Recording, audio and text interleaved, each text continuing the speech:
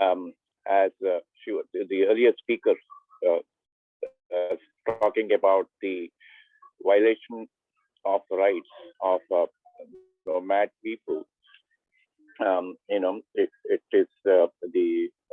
It is the fact that historically these people are getting exposed for not being recognized as human beings in spite of our constitution and various legislations that are in place. I would totally agree with her, and at the same time, I would also explain you and try to help you understand that the persons with disabilities in India across the country are exposed to similar kind of situations, and it is broadly because of a sense of social disability that prevails in our country. Why I would say I would want to clearly distinguish our thinking process between what is social disability and what really is the disability that is located in individuals. So mostly it is seen that persons with disabilities means there is an individual with some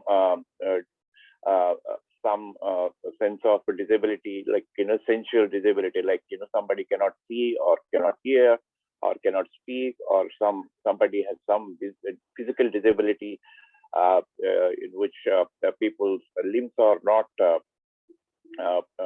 formed equally with others. So this is how, and that is one of the reasons why people the difference of people is seen as a category to subjugation and exclusion. This has been culturally penetrated into the mindsets of our country and elsewhere in the world. It's not that India is easier. India is only the country that is culturally backward, and so that people with disabilities are seen as somebody below human. Okay, so that is the attitude which we must understand as something to do with our social disability. If you see that the disability located in individuals resulted in creating such barriers for this person with disability to access facilities, programs, schemes, infrastructure, built environment, etc., etc. So the mindset of the framework in which people are understood, by the category of a caste, category of gender, category of age, that is aged and children, and categories of physical disability or sensual disability, or persons belong to locations like hill regions and valleys. These are all people rendered to disadvantaged situations, because when the policy is made in this country, is made with a view that everybody is citizens, and there should be one dominant policy that address everybody's needs. So in practice, the framework of a policy itself is a big problem in which it fails to accommodate the various needs of people belong to different constituencies of life in this country or elsewhere in the world. So that is the broader difference between what we call the social disability, which is penetrated into laws, policies, and programs and schemes in this country on one side, and on the other side, social attitudes and the mindsets of people in the sense political leadership or bureaucracy, or even social work and socio-political movements in this country have a very, very narrow attitude of locating disability in individuals. So this, unless one understands this difference, it is difficult to understand how inequalities, how prevailing inequalities are really making us to lack of allowing us to have a lack of understanding in addressing issues of persons with disability. So whenever we see that there are these legislations, yes, there are definitely legislations.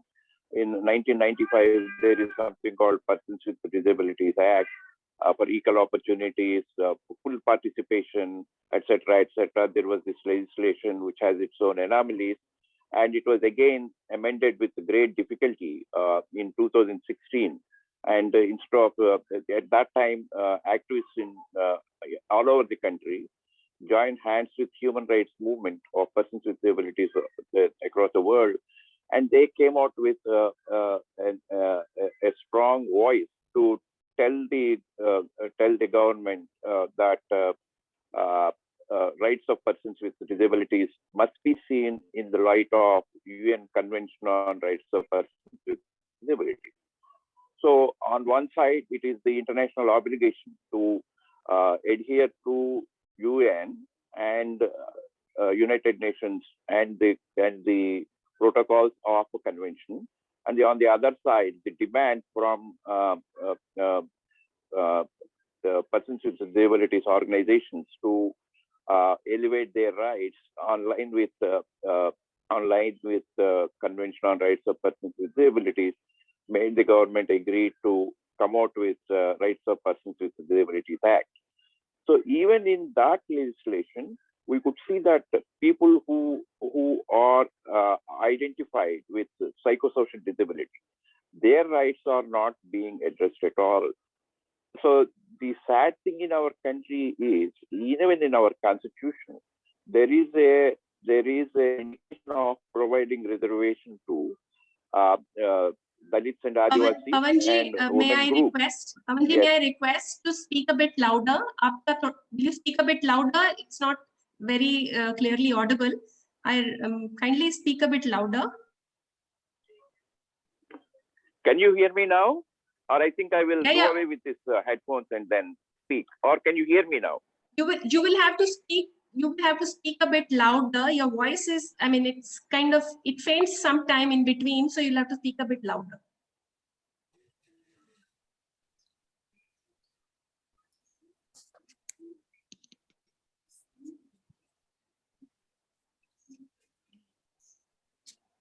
You might continue. There are these international obligations, and there is this demand from government to realize that there should be a legislation which is completely different to the earlier legislation of 1995, and that the new legislation is so-called new legislation is now called Rights of Persons with Disabilities Act 2016. So with that, there was a greater change in terms of arguing for more reservation. Like it is earlier, it was 3% of reservation for persons with disabilities in terms of accessing education, health facilities, employment, livelihood opportunities, and other social protection. And accessing other social protection schemes like housing, etc., etc. So now that 3% is now enhanced to 4% in education and 5% in employment. So on paper, this sounds very good, and it is assumed that if you are a person with disability, there is always a chance that you get access to education, and you get following the education qualifications, you are immediately absorbed into an opportunity to survive with some government employment. That is that idea of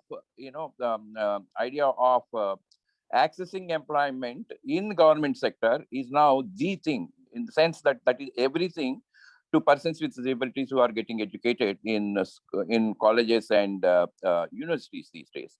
But the fact is that where are the jobs?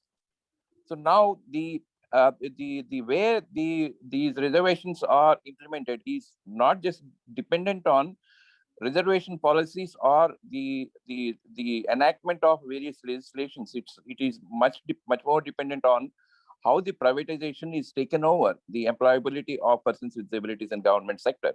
So that is a dilemma which we will have to really see carefully.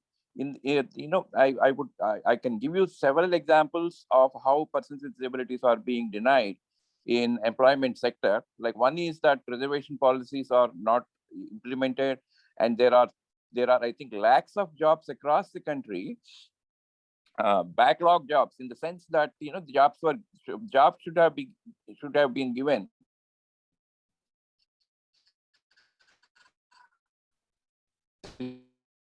Share with all of you is that unfortunately, um, unfortunately, the most of these movements, including Adivasi movement, or the movement are being displaced, or movement of nomads. You take any movement in this country, even civil rights movement and human rights movement, are not really opened up to understand what persons with disabilities are going through in this country. And there are very active persons with disabilities who are engaging with the rights denial issues of people across the country. In fact, across the world, it is happening. And for example, many of us are already closely associated with uh, farmers movements and Adivasi movements, and also which are closely connected with issues of environment, that which has been posing a lot of challenge to everyone. In fact, the climate change and global warming kind of conditions today are making everybody's life miserable. And there is a big challenge that we have already now confronting with the COVID. In a kind of a COVID situation, the context in which we are about our rights,